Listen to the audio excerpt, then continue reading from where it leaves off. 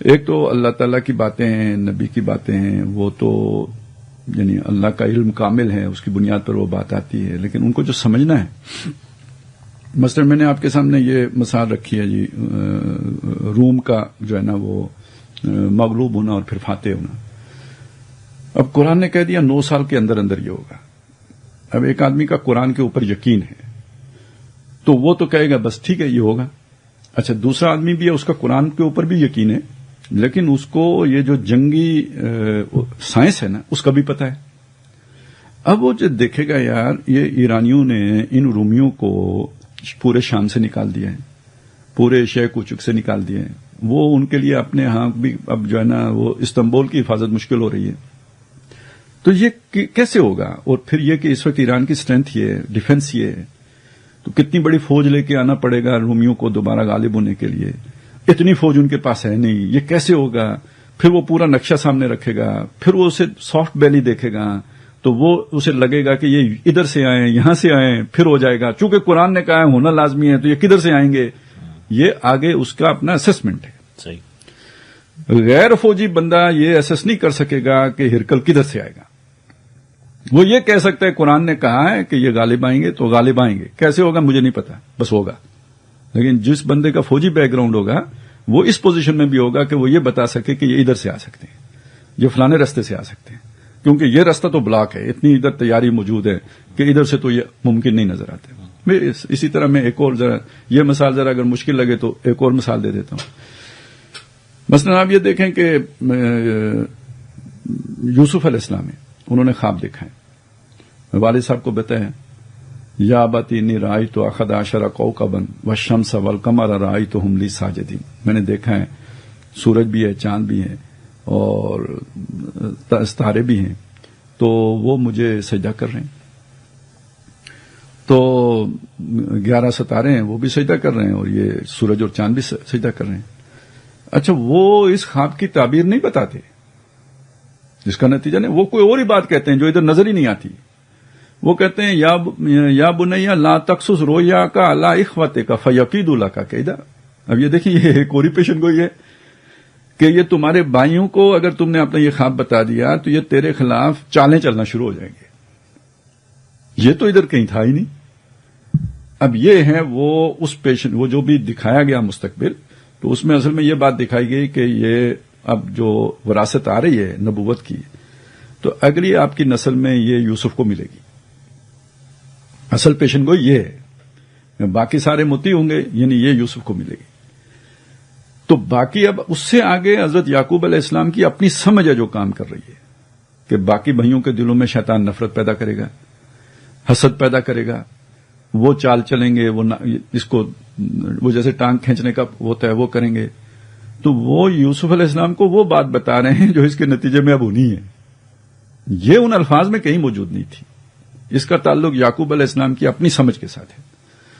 اب اسی طرح خود یوسف علیہ السلام کا معاملہ آتا ہے کہ جب وہ بادشاہ کا خواب ان کے سامنے آیا، وہ سبا سنابلا خضر کیا ہے جو بقراتن سمانی یاکلہن سبع عجاف وسبع سنبلات خضر واخر یابسات. جب یہ خواب ان کے سامنے آیا، اس سے انہوں نے یہ نتیجہ نکال لیا کہ 7 سال ہوں گے جس میں ہوگی خوب فصل، اور اگلے 7 سال ہوں گے کہ جس کے اندر ہوگا بہت زیادہ قید، کچھ نہیں ہوگا، کیونکہ وہ گئیاں اس کو کھا جائیں گی. مطلب یہ کہ وہ 7 سال اس غلے کو کھا جائیں گے جو آپ نے ان 7 سالوں میں سٹاک کیا ہوگا. یہ تو سمجھ میں آتا ہے. چلیں اب آپ سوچیں کہ یہ بھی سمجھنا آسان نہیں تھا. یہ تو آج ہمیں سمجھنا آسان محسوس ہو رہا ہے نا کہ 7 سال وہ گزرے جس میں فصل ہوئی اور 7 سال پھر وہ آئے جن میں قید سالی تھی. لیکن وہاں پہ یوسف علیہ السلام اس سے اگلی بات بھی کہہ رہے ہیں، ثم یاتی من بعد ذالک عام، پھر ایک اور سال آئے گا. یعنی 7 سال یہ ہوں گے، پھر 7 سال ہوں گے سبع شداد، بہت سخت سال ہوں گے. ثم یاتی من بعد ذالک عام، پھر ان 14 سالوں کے بعد ایک اور سال آئے گا، 15واں سال. یہ دیکھیں یہ تو پیشن گوئی میں کہیں بھی نہیں ہے. فی یغاث الناس فی یاسر الناس فی یغاث الناس فی یاسرون، کہ جس میں لوگ خوب پانی پلائے شراب کیے جائیں گے اور اس میں وہ خوب جو ہے نا وہ پھل بھی نچوڑیں گے. یہ انہوں نے کدھر سے لایا؟ یہ تو کہیں موجود نہیں تھا. یہ اب وہ کامن سینس ہے کہ یہ جب 7 سالوں کا ذکر آیا کہ یہ ہوں گے سخت قید سالی کے سال، تو اس کا مطلب ہے پھر وہ ختم ہو جائیں گے نا، 7 پورے ہو گئے تو پھر زندگی اپنے نارمل جو ہے نا اس کورس پہ آ جائے گی. تو نارمل تو یہی ہوتا ہے کہ پھر بارش ہوتی ہے. تو یہ انہوں نے در حقیقت اپنی سمجھ سے 15ویں سال کا بھی ذکر کر دیا تھا کہ اس کے بعد وہ سال آئے گا. یہ تو لازمی ہے، اس کے اندر سے نتیجہ نکلے. وہ مجھے یہ ذرا بات ہلکی سی ہے لیکن بات پوری سمجھنے کے لیے ضروری ہے کہ یہ بھی ذہن میں ہو. وہ کسی بادشاہ کے بارے میں، یہ ایک حکایت ہے، یہ کوئی سچا واقعہ نہیں ہے، کہ بادشاہ کا کوئی بیٹا تھا، ایک ہی تھا شہزادہ، نالائق سا تھا، اسے کوئی بات سمجھ میں نہیں آتی تھی، کامن سینس سے بالکل محروم تھا. بادشاہ بڑا پریشان رہتا تھا کہ اس کا کیا کریں. تو کوئی کسی وزیر نے مشورہ دیا کہ اس کو آپ علم نجوم سکھا دیں. تو اسے علم نجومی شاہی نجومی کے حوالے کی اس کی مصیبت آئی اور بادشاہ نے کہا سر قلم ہوگا اگر آپ نے اس کو نہ سکھایا. تو وہ کئی عرصہ لگا کہ اس نے بالآخر سکھا دیا، وہ پڑھا دیا کسی طرح. اب بادشاہ نے کہا کہ ہم امتحان لیں گے، اور بادشاہ نے ہاتھ میں انگوٹھی اپنی پکڑی، مٹھی میں بند کی اور اس سے پوچھا بیٹے سے کہ میری مٹھی میں کیا ہے بتاؤ. وہ ادھر ہی بیٹھ گیا، زمین پہ بیٹھ کے اس نے حساب جوڑا نجوم کا، سارا حساب کر کے آخر میں اس نے کہا جی کہ آپ کے ہاتھ میں چکی کا پاٹ ہے. بادشاہ بہت غضبناک ہوا، انہوں نے کہا نجومی کو طلب کرو. جو سلسی ہوتی ہے بڑی سی، ہاں جی، چکی کا پارٹ پورا سمجھ لیں، وہ کیا جو گھومری ہوتی ہے بیچ میں، وہ آپ کے جو ہے نا کیا کہیں، کم از کم 1.5 فٹ تو اس کا وہ قطر ہوتا ہی ہے نا. 1.5-2 فٹ تو 1.5-2 فٹ تو ہوتا ہی ہے بالکل. تو اب وہ جو ہے نا آ کے اس نے کہا جی کہ مجھے اجازت دیجیے، میں کچھ عرض کرنا چاہتا ہوں، پھر بے شک جان لے لیجیے گا. تو اس نے کہا کہ کسی بھی نجومی کو بلا لیں، آپ اپنے بیٹے کا حساب آ کے چیک کریں، اس نے بالکل صحیح حساب کیا ہے، حساب میں کوئی غلطی نہیں. اگر حساب میں غلطی ہو تو میں ذمہ دار. حساب میں جو چیز آئی وہ یہ چیز ہے کہ بادشاہ کے ہاتھ میں کوئی گول شے ہے جس کے اندر سوراخ ہے. اب یہاں سے کامن سینس شروع ہوتی ہے. اب آپ کے بیٹے میں وہ تو ڈی این اے پرابلم ہے، کامن سینس سے فارغ ہے.